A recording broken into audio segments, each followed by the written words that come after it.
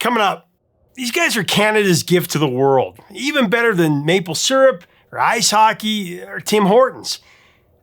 This definitive thinking man's band has delivered some of the most intelligent rock that the world's ever heard. And we're all smarter for it.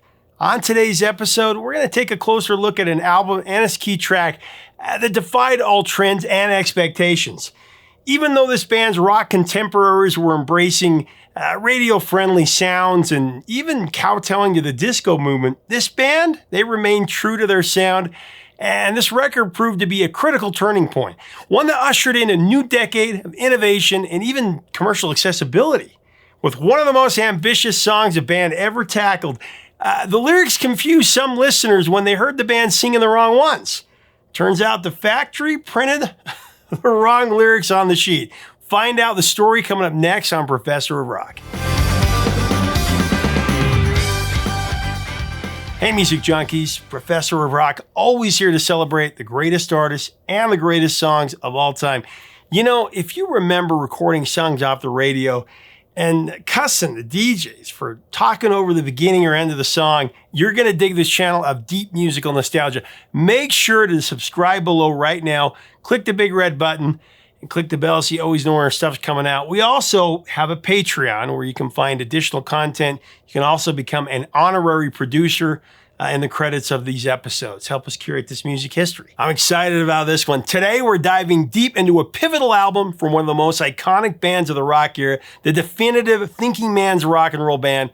Talking about the record Permanent Waves from progressive rock masterminds Rush. And from this must-have album, we're going to tell the story of Freewill. Let's get into it.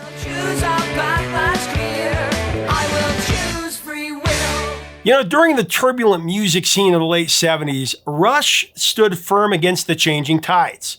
As the ever-evolving musical landscape shifted from, rock to punk to post-punk and new wave, and of course disco was in there, bassist Geddy Lee, guitarist Alex Lifeson, and drummer Neal Peart refused to trade their artistic integrity for the commercial rewards of the latest trends.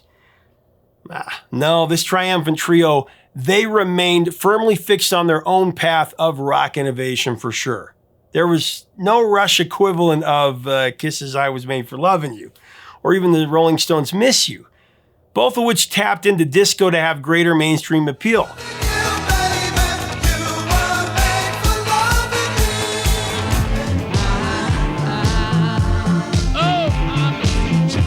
In October of 1978, Rush released their sixth studio album, Hemispheres. It was another classic entry into Rush's catalog of long-form, highly conceptual, epic LPs. An approach that would make up much of Rush's 70s output, let's be honest. And we're talking about side-consuming, 20-minute tracks that stimulated the mind and the imagination in a way that few other bands could. For example, 1975's Caress of Steel had the Fountain of Lament clocking in at 19 minutes and 57 seconds.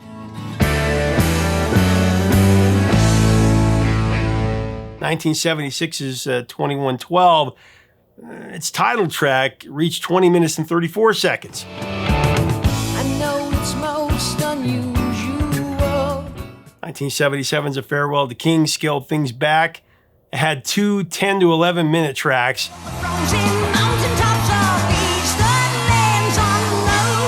And then, of course, Hemispheres up the ante again with an 18-minute and 8-second side one saga, Cygnus X1 Book 2 Hemispheres.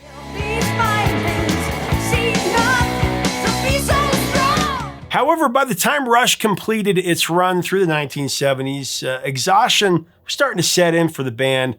They'd written and recorded and released 6 albums in the space of just 4.5 years.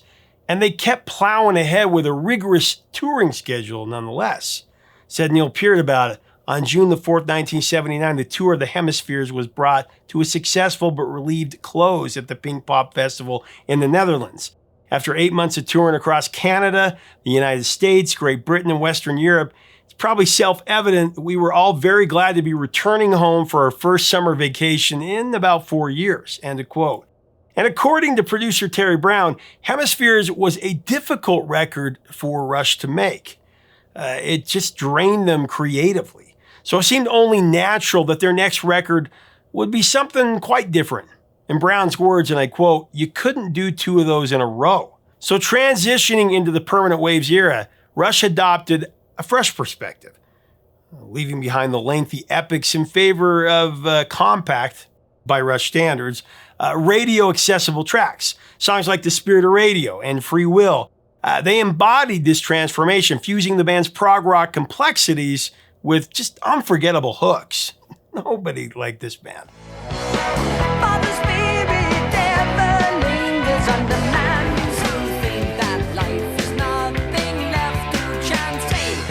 Surprisingly, Permanent Waves totals just 36 minutes and change. But make no mistake, Rush packs more into a half an hour of music than most bands pack into a decade's worth of albums, let's be honest. Alex Lifeson said that their efforts on Permanent Waves were an attempt to condense their songs just a little bit, be more economical, and to get as much as they could in that 4 to 5 minute framework. And then Geddy further explained that the band had fallen into a pattern of writing really long formulaic pieces, songs that had become predictable. Only in Rush's mind. He said, and I quote, "It kind of got boring. We thought we still like to play long, complicated pieces. So we came up with this idea of trying to make the long pieces, but have them much quicker, so over 5-6 minutes as opposed to 20. It was a novel idea, and if anyone could pack 20 minutes worth of material into just 5, it was Rush, right?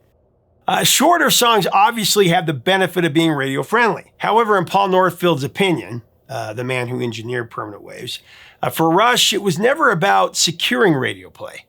Rush was an idealistic band who did what they wanted to do throughout the 70s, and by the time they reached the 80s, that idealism had not changed.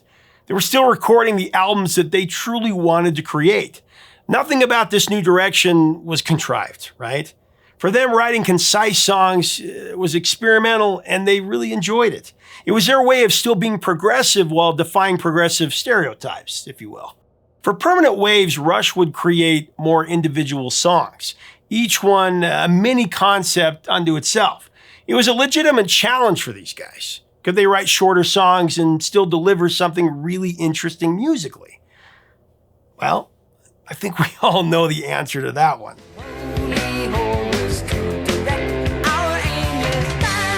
So for Permanent Waves, Rush set up recording sessions at Quebec's renowned Le Studio in Morin Heights.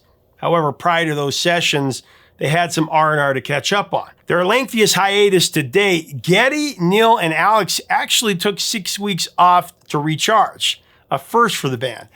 Getting back to work, Rush retreated to Lakewood Farms near Flesherton, Ontario, where they wrote, rehearsed, and settled back into their groove. There, in just a matter of days, Rush wrote The Spirit of Radio, Jacob's Ladder, and Freewill. Amazing. According to Peart, it almost seemed too easy. The songs then received further refinement during a series of warm-up tour dates and demo sessions at the Sound Kitchen with Terry Brown. By the time they actually assembled at Le Studio, Permanent Waves was well in hand. They had the songs that they wanted, and they just had to kind of flesh out the album.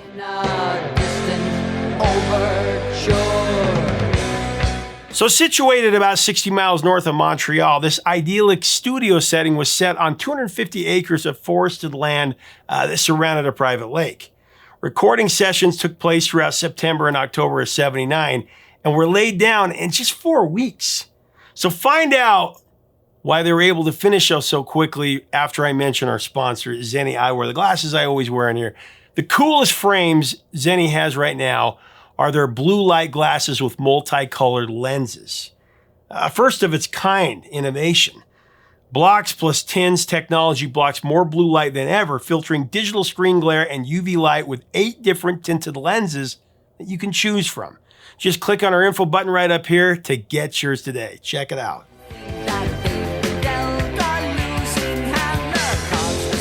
So the band attributed the speed of the album's completion to their relaxing setting, which kept them busy in their spare time with a number of recreational activities, including, get this, regular late-night volleyball marathons. Said Alex, and I quote, "We put lights up the whole thing so we could come back at 2 in the morning when we were finished recording and play volleyball for a couple of hours."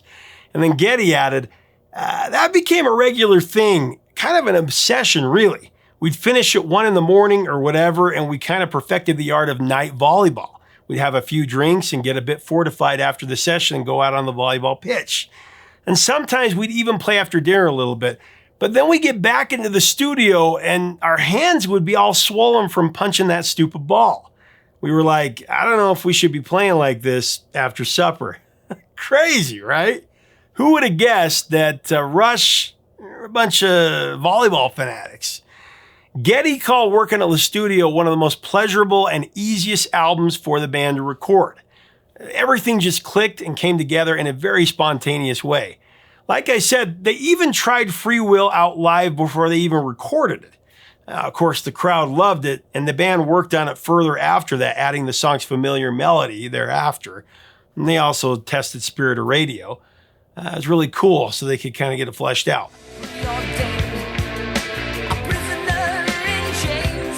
After recording was finished for Permanent Waves, it was taken to London where it was mixed at Trident Studios. It dropped on January 14, 1980. The album became Rush's first top 10 record, reaching number 4 on the US Billboard 200. It's 43 spots higher than Hemispheres did. It'd do even better in the UK and in their home country, Canada, going to number 3. Singles were limited to just 2 tracks, The Spirit of Radio and Entre Nous.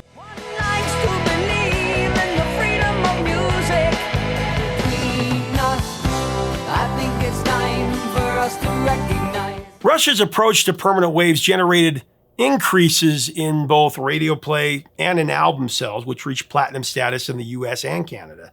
Lead single The Spirit of Radio was a sign of things to come.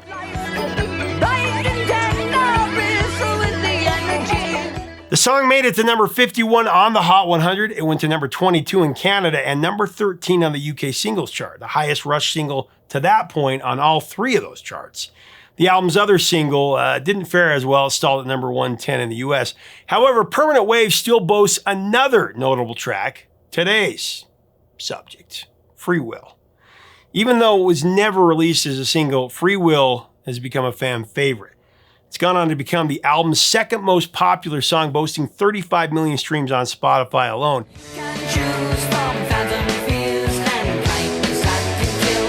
Freewill is both undeniably captivating and, like Rush intended, cognitively complex. Coming in at a relatively concise 5 minutes and 23 seconds,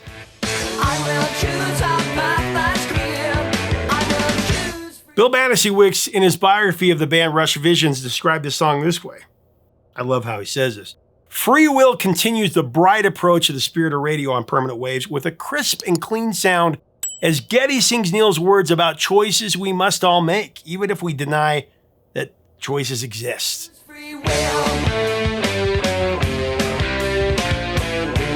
Said Peart, and I quote, "Musically, the song is a new thing for us in terms of time signatures. The piece is mostly in 13/4. We experiment a lot with time signatures. We work in nearly every one of them that I know of that's legitimate. All the 5s, 7s, 9s, 11s, 13s, and combinations thereof.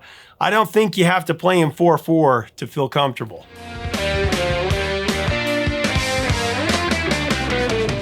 And about his singing on the track, Geddy has said, "The M part is about as high as I can possibly sing. For some reason, that part is not very difficult for me." Not difficult? It's probably because you're not a mere mortal like the rest of us.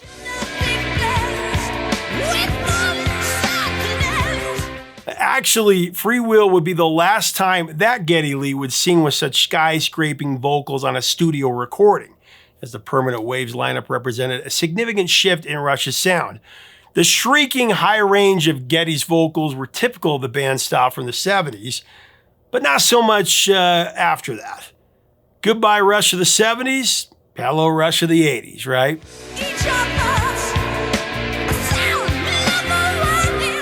Although Geddy Lee didn't find the track all that difficult, one band member who did admit that it was difficult was Alex Lifeson.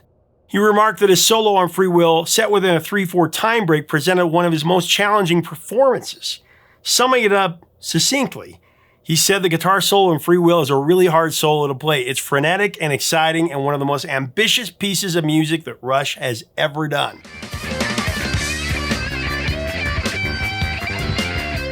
Lyrically, Freewill is all about freedom of choice and believing in what you decide to believe in. No doubt it's an extension of songwriter Neal Peart's core beliefs and is epitomized in the line, "If you choose not to decide, you still have made a choice."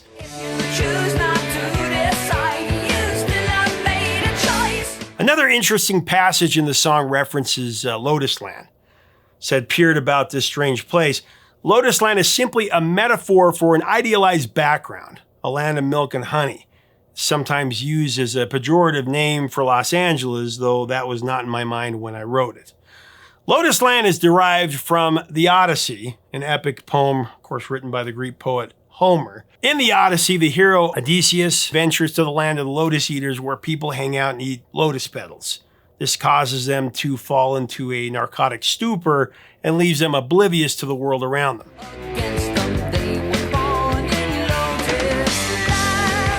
One other interesting piece of trivia about Freewill is that for years, Rush would receive questions from fans asking why Geddy sang the wrong lyrics in concert. They claimed that he was singing something different than was listed on the album sleeve. But Neal Peart was adamant that these fans were nuts. The lyrics were the same. In 1985, he said, "I've had a few lately from people who are so sure that what they hear is correct, that they disbelieve what I put in the lyric sheets. Imagine.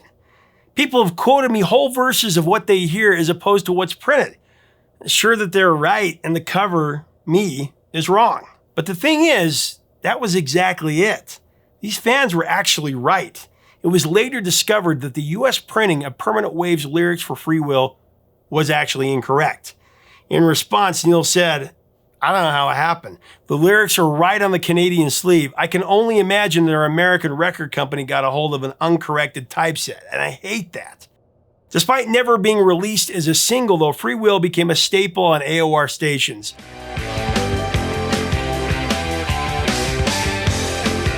And though pop culture media hasn't really picked up on it, Freewill is still proven to be a vital Rush track, at least to the band and its fans.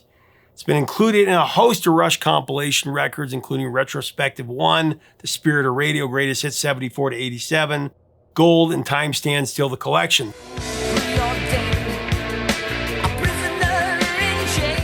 As it is, Freewill, along with The Spirit of Radio, foreshadowed things to come for Rush.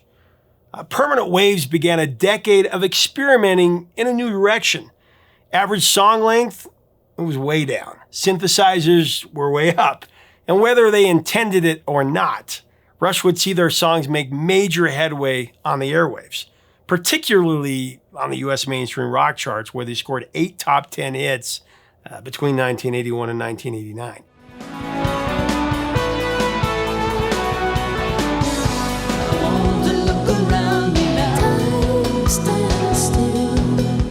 Said Peart about the transition, "Permanent Waves, that set us up to be able to do moving pictures. What we decided to do at the end of Hemispheres was realized with moving pictures. Very often, that's the case. There'll be a whole album's growth necessary to take us to where we're going. Moving pictures would become a defining moment in the history of Rush. Even non-Rush fans know about this one."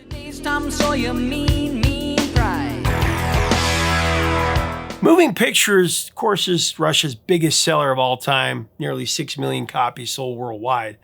And Permanent Waves, it set it up beautifully. It both solidified Rush as a powerhouse band and it set the stage for future success. If you're interested in Rush's continued evolution after Permanent Waves, make sure to check out our features on Moving Pictures. That, of course, includes Tom Sawyer and Limelight, or jump ahead to Signals, where we've covered New World Man.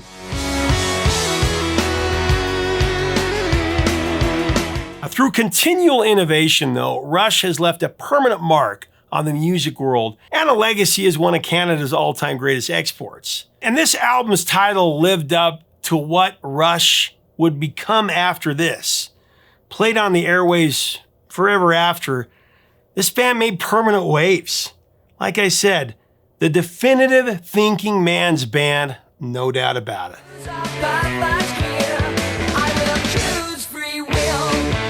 Thanks so much for watching. Leave us a comment about Rush, the mighty Rush, and this incredible album, Permanent Waves and Freewill. What are your memories of the album?